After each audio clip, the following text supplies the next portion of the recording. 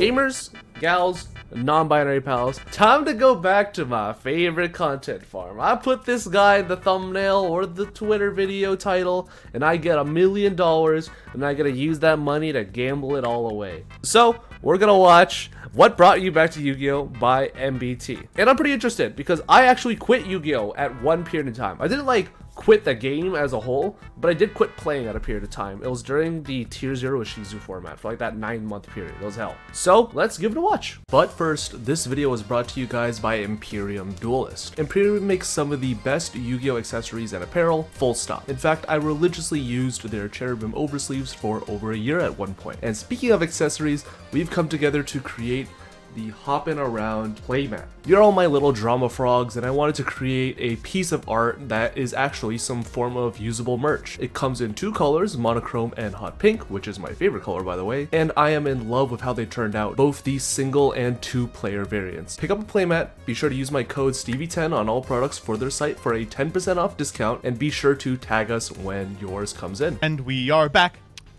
with another Twitter thread. Today I want to talk to some individuals who have fallen out of love with Yu-Gi-Oh! Before falling back in. Yu-Gi-Oh! Is more expensive than it's been pretty much ever in its history, and with a lot of individuals deciding to put down the game for at least a little bit, I wanted to talk to some other individuals who had done the same. Today I am asking you, for individuals who have left the game for some period of time, either quitting or taking a hiatus, what is it that got you back in? And I'm beginning with my own experience. During Dragon Ruler format, I was priced out of the card game. It was about the same price as it is now, and was able to get back in when Duelist Alliance released, which included functionally a hard reset of Yu-Gi-Oh! It was great to be able to feel like I didn't miss too much during the time that I was gone. What did you all come up with? Asher Brown says, don't play it anymore, but Duel Links really pulled me back in big time. I do look back on early Duel Links so fondly because not only was the game fun, it revitalized my enjoyment of Yu-Gi-Oh! Early Duel Links is remembered as like frustratingly bad and horribly unbalanced, which of course it was, but also it was a lot of fun. Take me back to 2017, I want to normal summon Sergeant Electro again. It's almost Breaker the Magical Warrior! When I used to go to a cult school, one of my friends, Andy, who may or may not have been trying to pitch me a pyramid scheme or at the very least multi-level marketing, he was a Duel Links addict. He was like king of games every single month. It was actually insane just watching this man spend like his fucking pyramid scheme money on just cracking packs, baby. It says, fell off when they stopped putting out yearly simulator games. Since I had no friends that played, nor locals to go to, they were the only way I could experience the TCG. Tried the Duel Links a few times for nostalgia years after, but Master Duel releasing pulled me back in. I think Master Duel was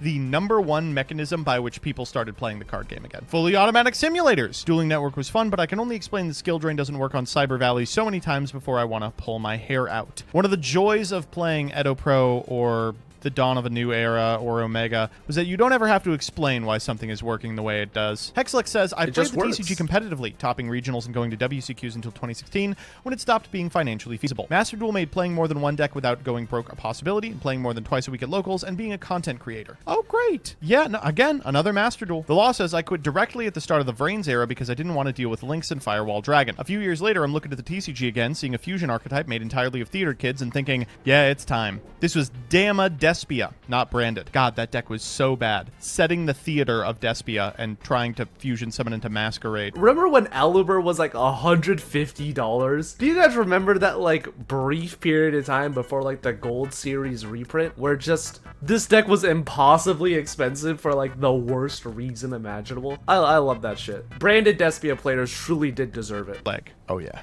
Es Rabu. Dash says, I took a break from the game around fall of 2018, not because of Spiral, but because my college classes were getting to be a lot. I stopped thinking about modern Yu-Gi-Oh! Until March 2020 when these returning to Yu-Gi-Oh! Videos kept being on my suggested video feed, and he will return once again. It's so funny how Ruggles returned to Yu-Gi-Oh! And then immediately quit because the game is just that dog shit. As well as the fact that like the ROI on making Yu-Gi-Oh! Content was literally like 1 cent. I remember like when I was in community college, I had a tummy ache. I was like laying down on like one of the park benches and I was just like scrolling through my phone and I saw that Ruggles video and I was like, fuck, this guy's gonna blow up, isn't he? Damn it! I can't make shitty FTK Yu-Gi-Oh! Content combo tutorials anymore. I have to like try now. I mean, I'm not. I'm making fucking reaction videos, but Says still waiting on mine. Come back, friend. This popped up in my recommendeds one day, and I immediately fell back in. I know we all make fun of Gage, but the boy knows how to make a fucking series. If you've played a trading card game for any amount of time, wow, he sounds so there is different. no thrill greater than opening a fresh booster pack. Why does he sound so weird? I know Gage thinks that this is like his magnum opus, and he'll never do anything better than it. But he's got the sauce in him. He has enough sauce in him to make this again. It's important to understand for the time, it was leagues better than anything else on Yu-Gi-Oh! YouTube. But you look back, and it does kind of stink of, like, 2017 YouTube cliche. My answer is a little different because it's not any one archetype. The non-copyright music really sells it. This specific series. I've always been interested in Yu-Gi-Oh, but never really had the resources to study it the way I wanted and experience the whole history. Until I saw this. Someday we will finish it. I saw a Fall Forward Junk Speeder Hyper Librarian replay and was hooked. As someone with a love for eggs and high tide, decks that just draw extenders to keep going always feel so exhilarating. Just keep gambling. God, just keep gambling. Every deck in Yu-Gi-Oh scratches the same itch as Storm for me, but nothing. I mean, nothing feels like exactly Synchron. Like, this deck was playing, like, Anti-Spell and, like, Forbidden Droplet Main and shit, and the argument was, like, well, if you get your combo off, you will draw 20 cards, and you'll just, like, see them. I think a lot of people returned because of this video or a similar one. I love the old Doug videos that have, like, 1 million views. Look at this, just... This guy annoyed me so much into getting back into it every time. Where did you get this picture? I think this is even an edit. Wow, he looks... How does he look older in this picture? It's the forehead wrinkles, dude. This man looks like he's trying to sell me fucking boat insurance. Hello, sir. Would you like to buy a life raft? No. Originally, this graffiti said something else. Anyway, I didn't have to try too hard with Danny. First, I got him back into speed duels, and then we were recording 1v1s in our joint apartment. Soon, he was back in. Started in Magic Ruler, dipped when dad decks happened. Classic. And I was a teenager without hundreds of dollars to blow. Got back in around Dino Rabbit because Yugioh was the coolest collection of little dudes ever. You are the only person I know, Auntie, who is like, why did I get back into Yu-Gi-Oh? It's the fucking crash bugs, baby. Dustin says, I never was into playing paper Yu-Gi-Oh because it felt daunting how much catching up I had to do, especially with collecting hand traps and staples. But then, during a late stream in response to a viewer lamenting card prices, said, the time to start paper play is right fucking now. God, this set was so good. Fell out of the game right before PP. He fell out of the game before PP! To focus on school, and I never felt like catching back up. It wasn't until the Soul Burner structure, the ultimate introductory product, gave me an actual cheap and easy way to get back into the metagame. I'm sensing a pattern here, which is a lot of people leave the game when it's expensive and come back when they print a 3-of structure deck that can get you a competitive strategy. Funnily enough, 2 of my closest friends, John and Jesse, they got into the game because Jesse moved back to like the Bay Area, so John and Jesse, who were like childhood friends, could play again. And when they attended locals, the first deck and the only deck that Jesse had was like literally the 3-of Salomon Great structure deck. And I felt really bad because I played against him in like round 1 or round 2, and I was playing True Draco Floodgates, and I flipped a Soul Drain on him, and I had to explain, like, yeah, you cannot use Spinny here. Yeah, you cannot use Foxy here. Yeah, whatever you're setting with fucking, Among Us is, whatever you're setting with the fucking Gazelle is just never gonna resolve, and he's just like, oh, okay. Yeah, you got it, man. And I'm like, yes, another day ruined. Played True King Dinos when the structure came out, then came back during Super Heavy Samurai full power, went 1-3 first locals back. It is still insane how, for the longest time, we kind of just put you in the back of our minds as another free game parlor win until you started picking up real decks, and we were like, fuck, now he's no longer free wins. Something that we can use. Fell off sometime around the Synchro era because I didn't have anyone around me to play anymore. Later I found stuff like Rada's videos and enjoyed hearing about the game, but I wasn't playing until this bad boy released, and I bought 3 of them. Dino Smashers! Structure deck. 3x Dinosaur! competitive strategy. I left around GX era and ended up coming back because of this sexy beast. You're a monster. I can't imagine being like, well, the last format I played, Ryza was the best card. What's good now? Monarchs. Sounds about right. I lost my entire collection sometime during the 5Ds era, which completely demotivated me from interacting. Then Legendary Collection 3 Yugi's World came out, along with the other Legendary Collections. It reinvigorated my excitement and allowed me to regain cards from my childhood and more. Wow, you're telling me a reprint set full of cheap prints of exciting cards is instrumental in bringing people into the game? How How strange. Was out for years, but saw these at Walmart and friends talking about Yu-Gi-Oh! Picked up 2 Slifer, 1 Obelisk, then used some childhood cards to learn how to play the game, and I went from normal summon Reactor Slime to normal summon Ariane now.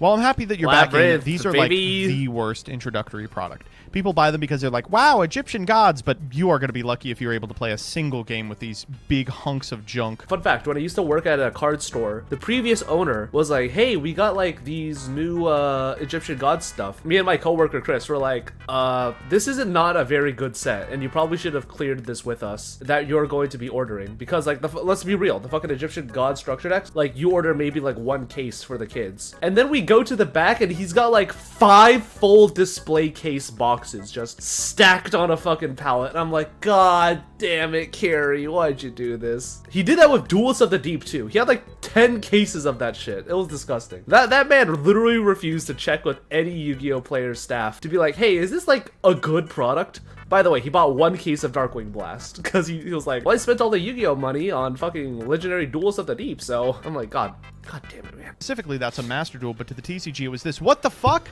Trap tricks! A 3-of structure deck that builds into an affordable my God, strategy for competitive?